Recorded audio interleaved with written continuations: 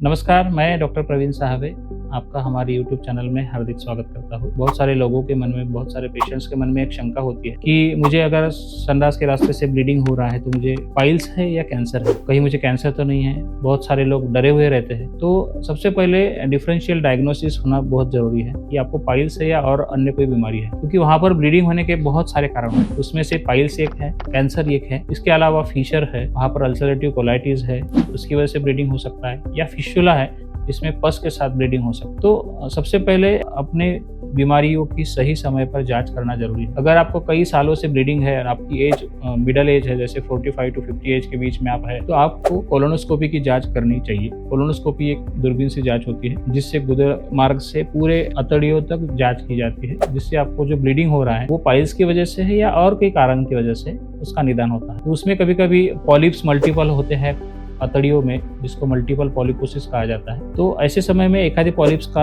Biopsy करके उसको जांच के लिए भेजा जाता है कि ये सिंपल पॉलिप्स है या कैंसर की वजह से हुए कोई पॉलिप है। तो उसका अर्ली निदान करने से आपकी बीमारी का सही समय पर निदान होकर आपका इलाज हो सकता है। पाइल्स से कैंसर होता है क्या, ऐसे बहुत सारे मरीज मुझे क्वेश्चन पूछते हैं और उनके दिमाग में क्वेश्चन मार्क हमेशा रहता है कि मुझे पाइल्स हुआ तो मुझे कैंसर तो नहीं होगा। तो सबसे पहले गलत धारणा है। एक ये होता है कि अगर आपको गुदमार्ग का एडेनोकार्सिनोमा है, अतड़ियों का कैंसर है या रेक्टम का कैंसर है, तो उसकी वजह से पाइल्स के सिम्टम्स आपको हो सकते हैं, जिसको पैथोलॉजिकल पाइल्स कहा जाता है। पर पाइल्स की वजह से आपको कैंसर नहीं होता है। Mostly piles is a symptoms जो कि आपको कैंसर की वजह से हो सकता है, गुदा भाग के कैंसर की वजह से। पर आपको अगर पाइल्स हुआ तो उसकी वजह से आपको कैंसर होगा ऐसा नहीं है, क्योंकि जब भी आपका वहाँ कोई सर्जरी होती है तो वहाँ से सैंपल लेके हिस्टोपैथ को भेजा जाता है, जिससे निदान होता है कि आपको ये जो पैथोलॉजी है ये बिनाइन पैथोलॉजी है या मैलिग्नेंट पैथोलॉजी, तो जिससे आपका जो डायग्नोसिस है वो सही ढंग से होता है। इसलिए कभी भी आपको गुदमार्ग से कभी भी छोटा एक ड्रॉप ब्लड भी गया तो तुरंत अपने डॉक्टर को दिखाए, क्योंकि ये मैंने बहुत बार देखा है कि सालों तक मरीज ब्लीडिंग